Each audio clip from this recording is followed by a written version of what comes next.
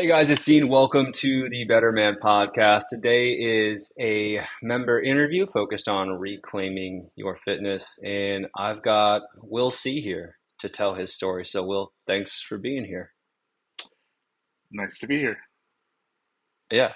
So, when did you first go looking for a solution like manful yoga, and what was the oh shit moment that caused you to do that? Okay, so about a year before I signed up for Manflow Yoga, I had been going to a local studio because I was having back issues, and my chiropractor had recommended that I start going and visiting a local yoga place. Um, that particular, my back was improving, and I was receiving major improvements from that. And then the holiday sale, your Lifer sale dropped last Black Friday, and I was looking for something to have a more consistent everyday workout for. Um, so the price was great, and I went back and watched some of your YouTube content, and I was like, okay, this is similar to what I've been doing. So I signed up for it just so I would have that as my backup, from here on out. But my shit moment happened right about the time that you're about to roll out Engage. I had just had a major pacemaker removal and surgery that was pretty major back in February. When I went back in for some post surgery related follow ups, my doctor accidentally put in a hospital code that treated me as like ultra um, obese, past past morbid obese, and the insurance started denying my claims because it was the code was something that they didn't cover. Um, so that moment really shook me because I've always had major health issues since I was born at 6 months old. I was diagnosed with congenital heart disease. So I've always had medical baggage following me. But that moment that the insurance stopped covering me, um, I realized that I no longer had that crutch of the healthcare system to take care of me, and I needed to jump in and save myself. Um, Luckily, my provider did go in and they were able to correct it, and everything started getting covered again. But that was my moment where I realized, okay, I was like, I want to get that classification off of my records, and I want to, the other general benefits that come with being healthier. But that was the moment that kind of shook my little world and put Wow. things more into perspective. Yeah. I mean, what a powerful, what a terrible mistake to make, but also what an amazing experience to be able to realize, oh, I've got to do this on my own now, and to feel that motivation to be able to make the changes. So what were some of the first things you did when that happened? Um, well, I had already, so my heaviest weight ever, I was probably around 335, and that was probably about a year and a half ago. Since I am a diabetic, we have been doing some glutide treatments, mainly just to make sure my A1C was being controlled. Hmm. So along with that, and like I said, I've been doing yoga of some form for about 2 years now. That and every day at work, I'm on my feet all day, and I probably get in between 15 and 20,000 steps a day. I was able to get down to about 300 when I started especially with Engage. That was mainly when I started doing the Inflow yoga workouts every day. I've Hmm. dropped about 10 pounds, and it's been slow and steady, but through some of the educational information that I've been getting from some of the special guests you've had on and some of your podcasts, Hmm. I've been exploring other. I'm now on a CPAP for my sleep apnea. That's came up a few times in discussions with some of the guys on Engage. Hmm. We're in the process of eventually going on TRT. Because when I Hmm. did some blood work a few months ago, I was down in double digits for my testosterone. Um, but Hmm. in the process, we found that I potentially have a pituitary gland tumor that we are working on Oh, wow. Yeah. Well, it's nothing. It's I can't get an MRI due to having a pacemaker. So we only had were able to use a CAT scan, and it really couldn't tell anything. So we're mainly going based on the drug we're trying to see if my hormone levels level out. And the last two times we've gone in, my prolactin has been back in low normal. So we'll retest Hmm. all the free T and all of that in 6 months to see if that tumor has been reduced enough where we don't have to worry about that. Yeah. So before you started doing this, or I guess, prior to you learning about these things on some of the, some of the stuff we've done on the podcast, some of the guests that we've had on Engage, or some of just the conversations that we've been having there, were you looking at these things before, or were you just kind of doing what the doctors told you to look at, or what, Um, I pretty much was staying in the lane of whatever my primary care doctors and my cardiologists were saying. Hey, we need you on this particular drug. We need you to, you know, they of course they were encouraging me to lose weight and whatnot. But like specific pathways to get to where they were wanting me to get, and Mhm. they they weren't looking at the full picture of everything that could be involved. They were more like my cardiologist was focused on the heart health. My primary care, but they were mainly focusing on dealing with the diabetes and those two major concerns that we had with my health.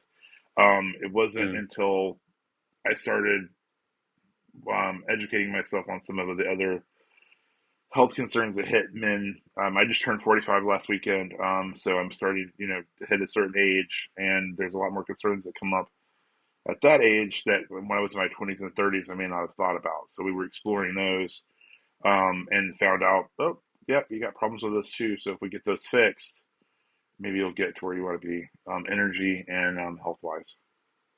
Yeah, got it. So starting to educate yourself, what did that look like for you? Um, it, I, I kind of fell down the rabbit hole where a lot of people do when they're using, YouTube and Google to research their, potential problems. And I was watching all of the health gurus and all the podcasts, anything that I could get my hands on.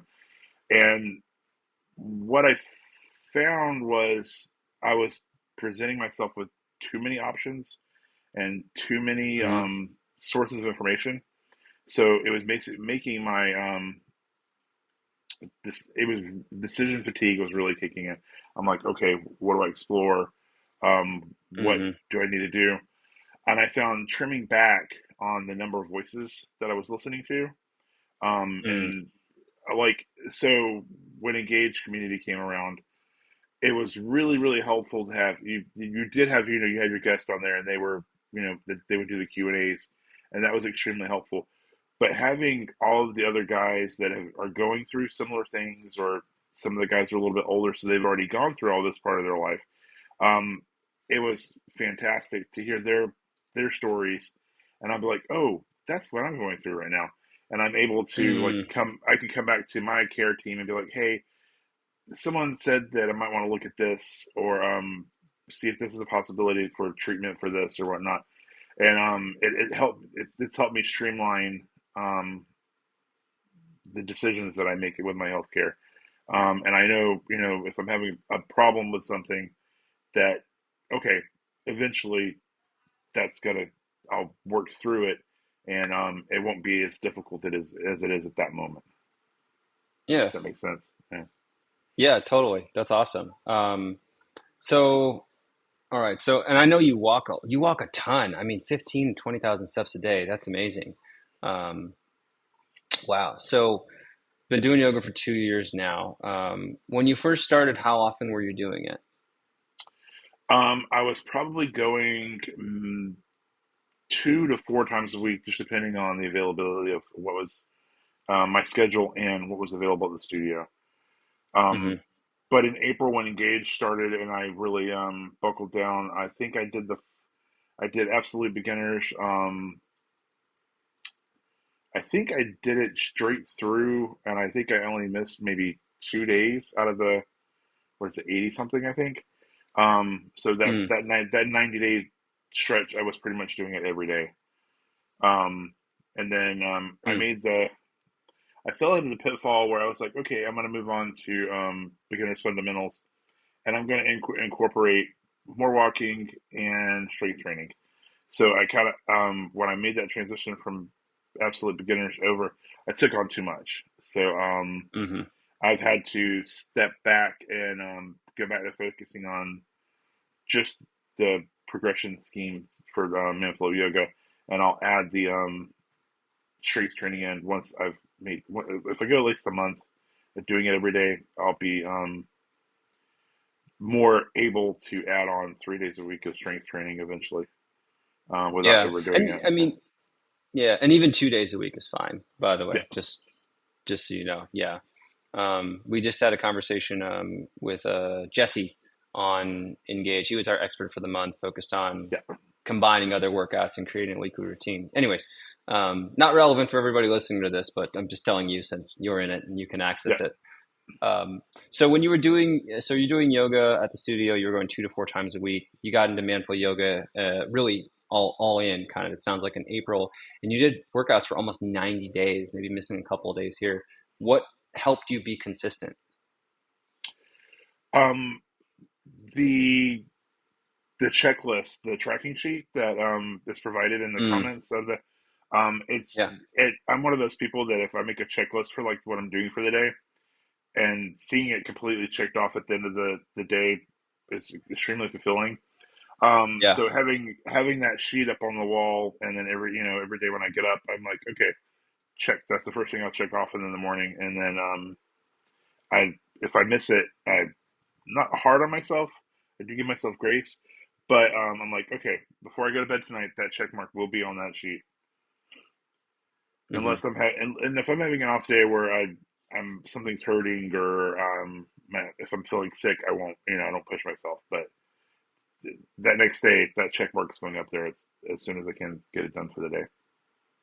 yeah, And awesome. plus, Um, I was going to say what else, if anything. I was gonna also say that just like even on the Facebook group and in the Engage group, you're watching everybody that posts their workouts every other day or whatever days they do their workouts. It's definitely pushes you to also want to be able to like, oh, I did mine today too. That Yeah, encouragement helps you stay on track. And when you see guys that are really pushing forward, and they're making leaps and bounds and their improvement on either their yoga or they're getting their activities in, it really does uplift you and make you want to try harder. yeah, absolutely. So that's good. So community and then just the tracking sheet sounded like it Yep. really did it for you. So when you so that was one aspect. I guess did you figure out what your, as you're going through this, one thing that, I like to talk about a lot is people finding their why for wanting to be more consistent. And this is different for different people. It's deeply personal. It's very individual to you. But when you got to a workout and you were like, I really don't want to do this today, or maybe you didn't sleep well, maybe you had a bunch of other stuff going on. You're like, it'd be so easy to skip this workout and just do all these other things that I have to do. What was the motivation? What did you kind of tell yourself that allowed you to do that workout as opposed to skipping it? Um, Normally, I know at the end of a workout, I'm going to feel better than when I started it. Even if I don't show up for it 100% and I only hit like 60% of the poses or hold them for half of the time, I know at the end of the workout, I'm going to have the accomplishment of getting it done, even though I didn't want to. And your body does feel better after you get a yoga session in. Um, Hmm. if if I do it, I'm going to feel good. And sometimes you've got to do your hard, even though you don't want to do it. If you've Hmm. got to push through and make it happen. So just knowing it's like, okay, don't want to do it. I know I'll feel better, but I just got to make it happen because nobody else is going to do Hmm. it for me. Yeah. Yeah, it's true. Well said. Um, so we already got kind of talked into this a little bit. You talked about getting on a CPAP, working on your sleep. Uh, how did this, what are some other things that you started exploring once you got more consistent with manful yoga and you worked that in? Kind of a trend that we notice is people, right, they get in there, they dial in their manful yoga habit and they're like, oh, I can do this. What else can I do? And so what were some of those things for you? Um, a lot of there's several guys on Engage that are getting pretty like Jesse hikes all the time, and a few of the other guys have started hiking in their on their days off Hmm. and as a social thing. Um, I already get a crap ton of steps in every day. But most Hmm. of mine is on a flat level surface, and I'm like, I don't spend enough time outdoors. So Hmm. I've been trying to incorporate more outdoor walks during lunch and after work. And I eventually want to build up to being able to go on a full fledged um, hike. Want to start out through 30 minutes and then build up to like four longer 4 and 5 mile hikes.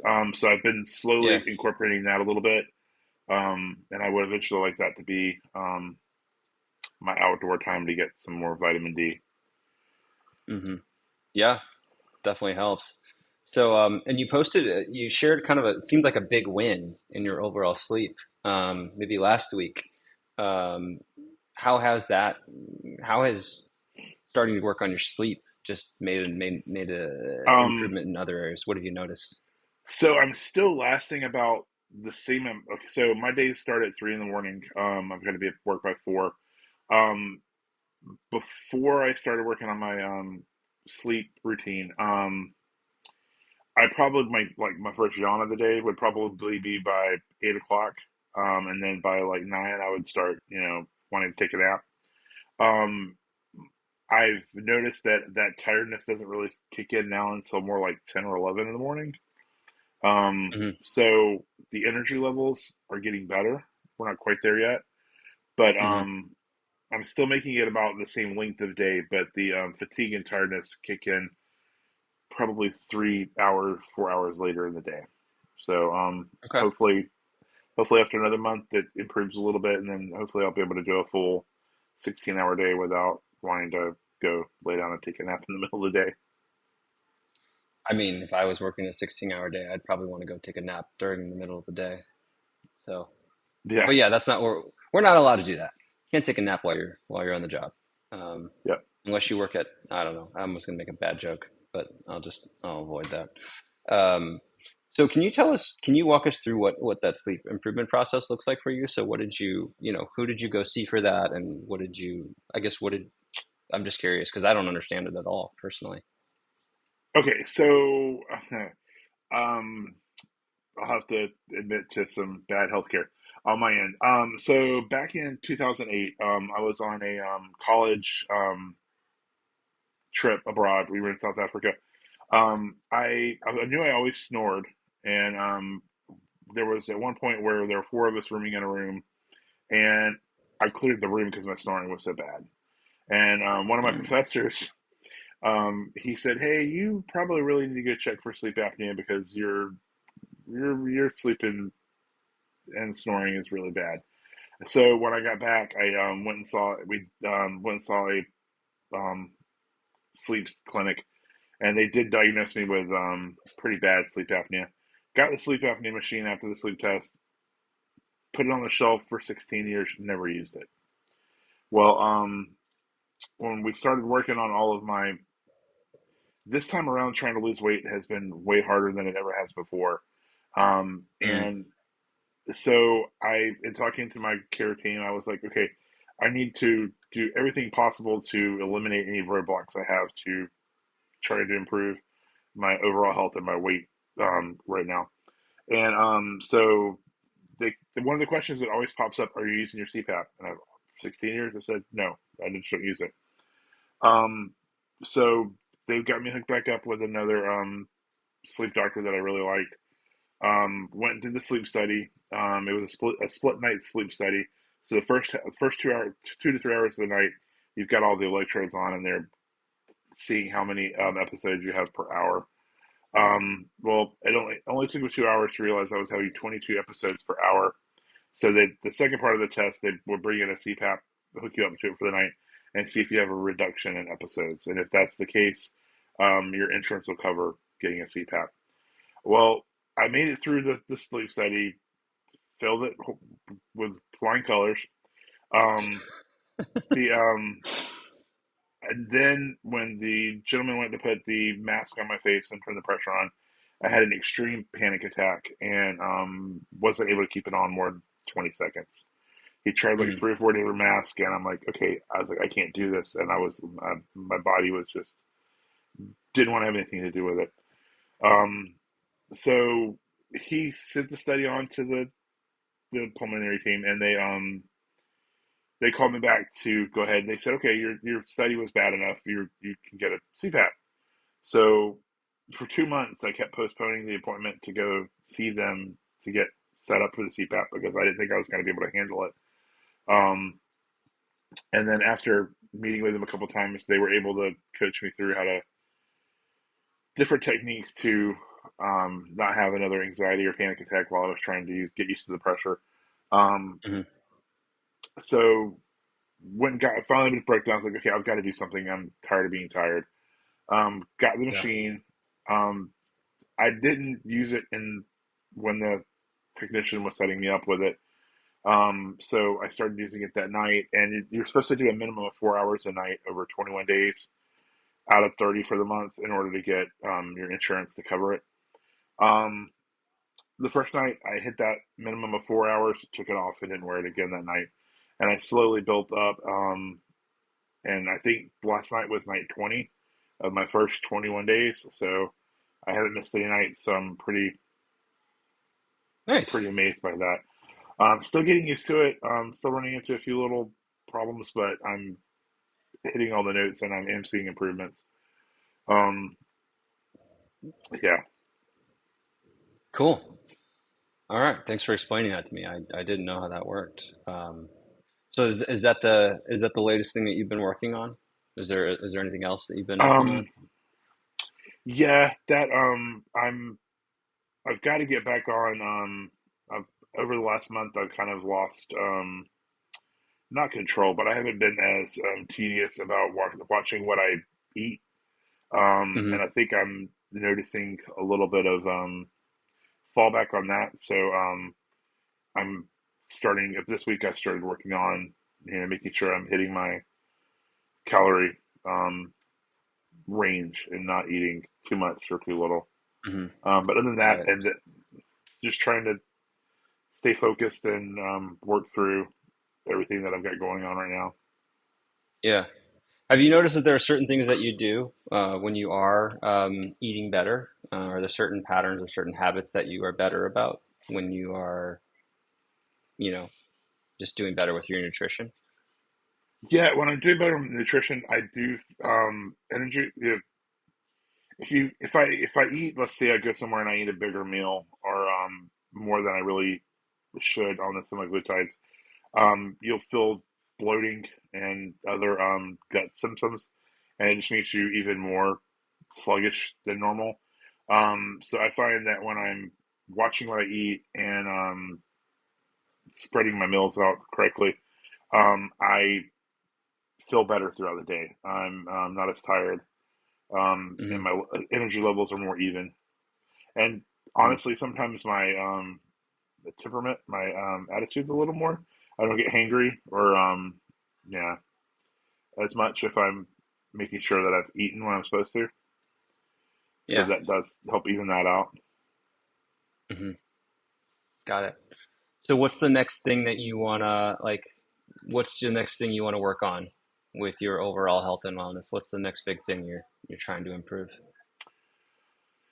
Um, I'm trying the I'm working on the yoga. It's kind of just like the foundation, so it's always there. There's not really much other than just improving on technique and whatnot.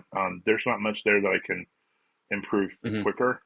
I'm working on trying to. This past weekend, I was in Atlanta, and there was a lot of walking. We were at Six Flags and the Botanical Gardens and other places, and I found that I could keep up with everybody for the most part. I was, a little bit slower, but when I got it to inclines, I was struggling. not I would have to catch my breath, and I would go slower than the rest of the group. Um, so with the walking that I do on a daily basis, I need to and want to put more inclines and Hmm. paces. Like speed up to get the heart rate a little bit higher than just regular steady state a little bit to see if that can help and build on my endurance and my ability to keep up with friends when we're out doing um, physically tedious stuff. Yeah, yeah.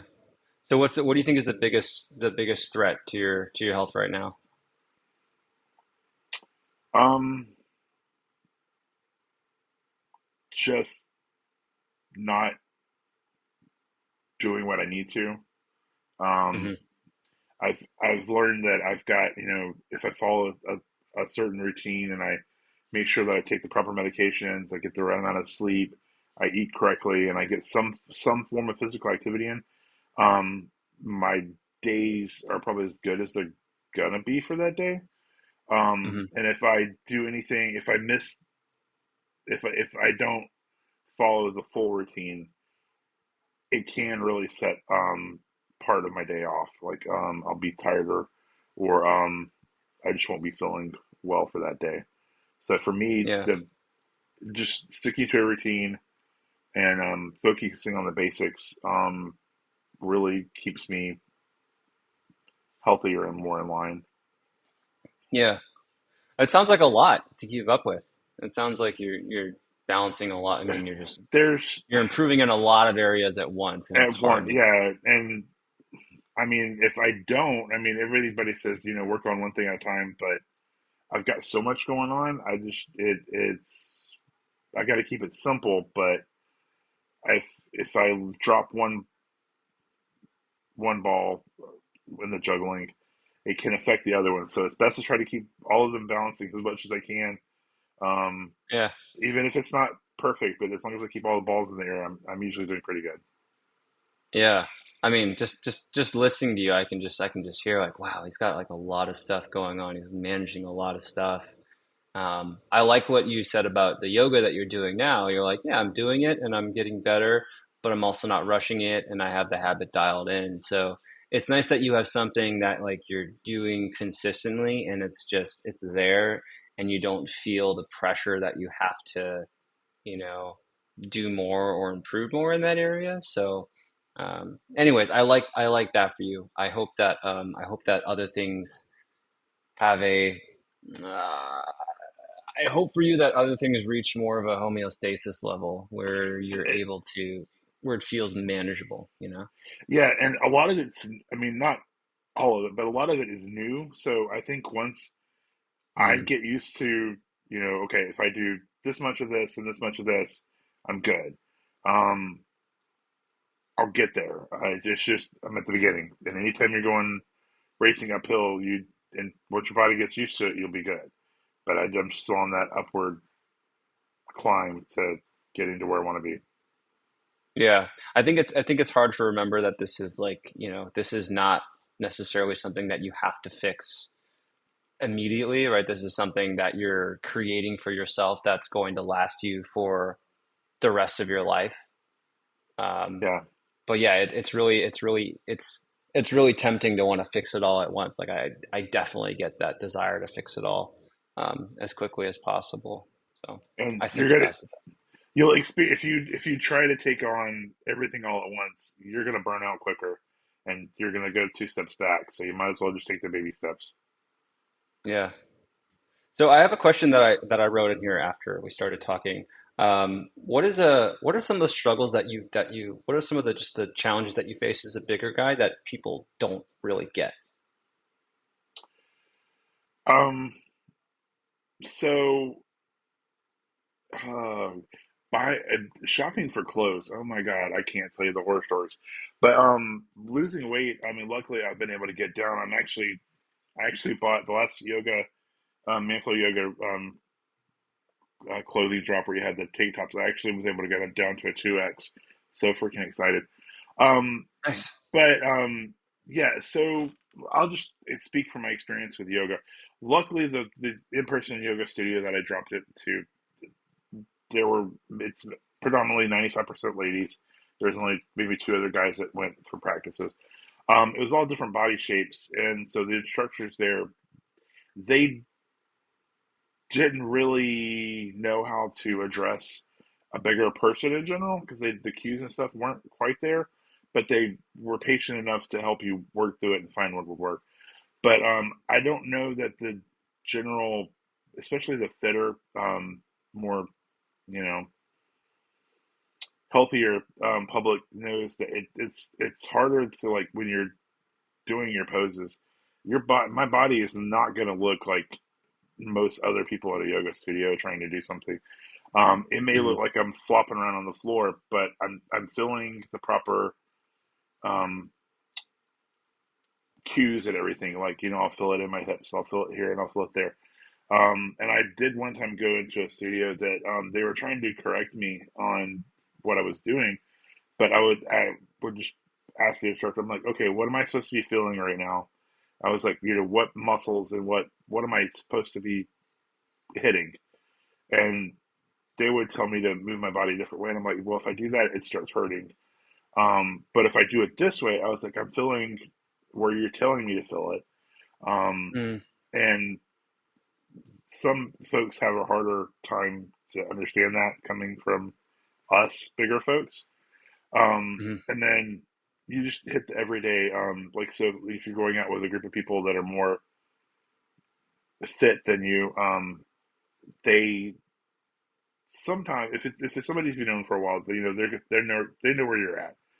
But just being able to physically keep up with a group when you're walking through downtown, when you're going through an airport, some people, if you're one of those people that's afraid to ask for an extender on your, when you have to sit in a tiny little plane seat, um, you do run into, situations like that that can be really uncomfortable for you. Hmm. And as a bigger person, you're not like, so my upper part of my body is bigger. My legs are, thicker, but most of my weight I carry in my chest and my belly.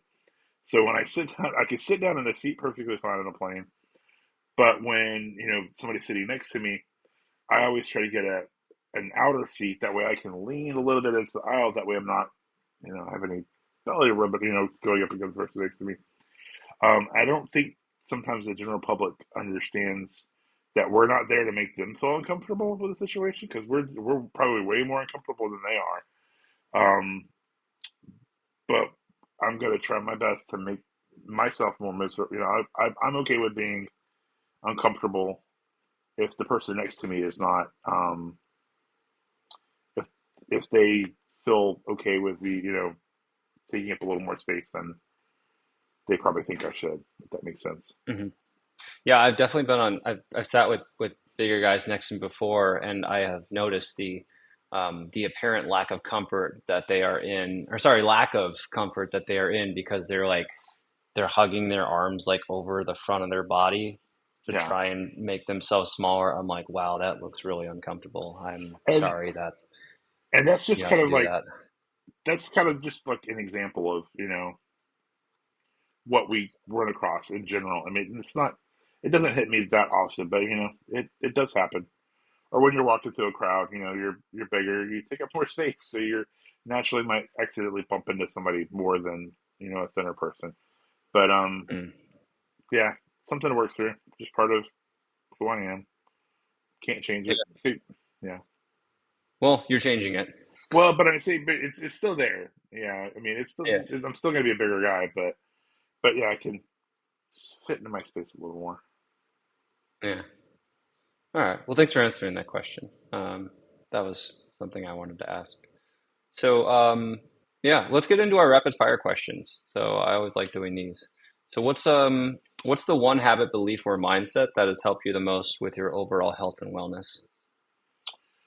Um, Over the year, I know it's kind of cliche, but um, every day is a new day. So, let's say yesterday I had a really shitty day. Everything was Hmm. going wrong or whatnot, or maybe I didn't eat well enough, or maybe I said something I shouldn't have said to somebody.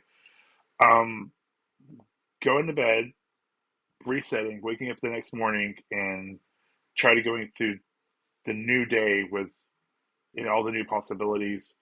Um, I I could reset every day and live, a little better each day. And like I said, I'm gonna have bad days, but I don't have to let them accumulate and become a one big bad day. I can just be like, okay, this is a new day. Don't have to repeat yesterday. I can do better. Yeah, solid. What is one thing that you do for your health that is often overlooked or undervalued by others? Um, so I've noticed a lot, and in different conversations I've had with people on even the engaged community or in person. A lot of people won't be an advocate for themselves. So Hmm. when you're going through your, I'll just use healthcare as an example. You're the only one that's going to stick up for you. So you need to be the one to make sure if you're not comfortable with something a doctor tells you, or if they want to try a treatment, or they don't want to try it, like to run a certain test, you've got to be your own advocate for what you think you need. Um, and that, the doctor can educate you and you can learn that you're wrong. But if you're not advocating for yourself and asking questions and requesting, what you think you need, you're you're hurting yourself more than you think. Yeah, and you've gone through that firsthand, so it's a Yeah. good lesson you learned. What's the most stressful part of your day-to-day life? Um, I'll be honest that my I've built my life where it's fairly simple. Probably the most stressful thing at times is trying to be a good form of selfish for myself to take care of myself and put myself as a priority first, but Hmm. still being there, being open and available and vulnerable for other relationships within my circle of friends and family. That can be an interesting balance for me to mix. I'm a pretty independent, introverted person, so me finding the balance to be more involved with other people's lives, but while maintaining my personal well-being can be a little stressful at times because it's like, oh, am I overdoing it, or oh, am I not doing enough? That's Mm, probably been one of my more frequent struggles over the years. okay, that makes sense. And then last question, what is your best piece of advice for men who want to be healthier? Um, it's easy to look out there for all the answers to the problems that you think you've got, but you need to start with a good foundation.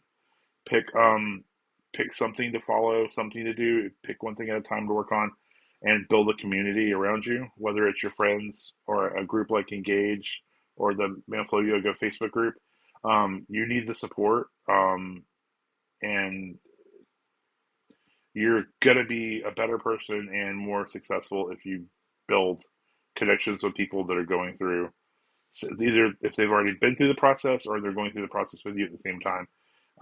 You can get a lot from those connections and interactions. Yeah, it's great advice. All right. Anything else you want to mention, Will? Um, no, I think we covered a good bit. Yeah, thanks for going in depth on some of those things. I appreciate it. So, yeah, I mean, it's been great seeing your progress. It's been great seeing you kind of come out of your shell. I know that that's challenging. You attended one of our weekend workshop series, and I know you had a lot of anxiety about coming to the point that you almost didn't come. And then you Yep. came, and like I was like, which one of these guys was nervous again? Like I couldn't even tell. Yeah. Um, so that was really cool to see, and it's been great seeing all of your contributions to the community. And I know it's been helpful to other people, and I hope you know that people are inspired by you. There's a lot of inspirational guys on there, so I'm among many of great gentlemen. Yeah, and I'll be in Austin next weekend too. So for Cool. All right. the doppelganger. I'm assuming from for my the weekend workshop that I'm hosting, but I'm just Yep, guessing. yep. Yeah. Going to do Okay. yoga with some people. So Cool. that'll be good. Well, I'll be there. So, Hopefully. yeah, that'd be bad if I wasn't. Cool. All right. Well, Will, thank you again for joining me on the podcast. All right. Appreciate it. Thank you, Dean. Yeah. All right, guys, listening in. I hope you enjoyed that. I hope it inspires you to be a better man. I'll see you guys on the next episode, and I really hope you're enjoying this series focused on reclaiming your health, reclaiming your fitness.